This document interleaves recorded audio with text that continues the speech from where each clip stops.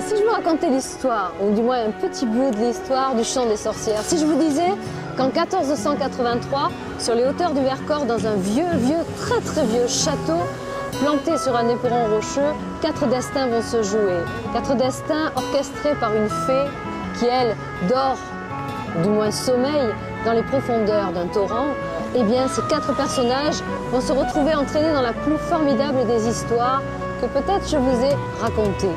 Alors, le chant des sorcières, c'est de l'amour, bien sûr, c'est de la trahison, c'est de la magie surtout, beaucoup de féerie. Et en même temps, c'est l'histoire de France qui est distillée au fil des pages. Vous le verrez, sûrement, j'espère.